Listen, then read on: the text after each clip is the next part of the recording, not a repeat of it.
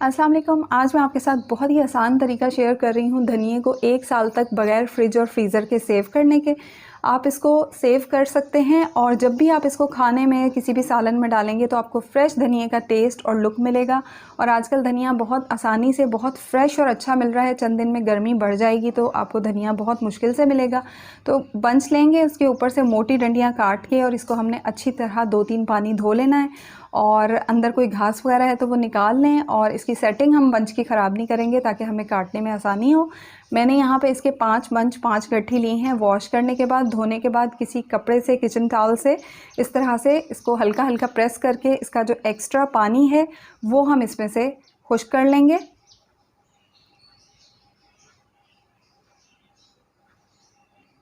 इसके बाद हम इसको काट लेंगे, चॉप कर लेंगे। और हमने इसको यहाँ पे रफली चॉप करना है, मोटा मोटा काटना है। मैं आपको बताऊँगी मोटा मोटा हमने इसको क्यों काटना है। नॉर्मली जब हम खाने में डालते हैं तो बारीक चॉप करके, फ़ाइन चॉप करके डालते हैं, लेकिन आपको यहाँ पे मोटा मोटा रफली काटना है।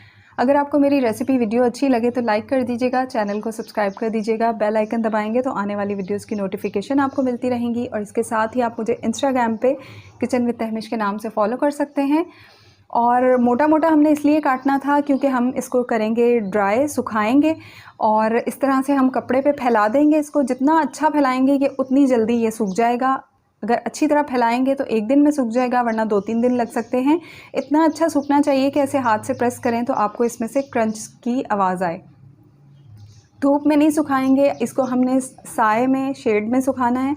धूप में बिल्कुल नहीं सुखाना है। जब अच्छा सा धनिया सूख जाएगा तो फिर हम इसको इस तरह से इकट्ठा कर लेंगे और किसी एयर टाइट जार में डाल लेंगे। और फिर आप इसको किचन काउंटर पे, अपने किचन कैबिनेट में रख के 1 साल तक यूज़ कर सकते हैं। सिर्फ इसमें नमी नहीं होनी चाहिए, मॉइस्चर नहीं होना चाहिए, एयर टाइट जार होना चाहिए। आप देख सकते हैं इसका कलर भी कितना फ्रेश हरा हरा है और यूज़ करेंगे तो आपको फ्लेवर भी फ्रेश मिलेगा।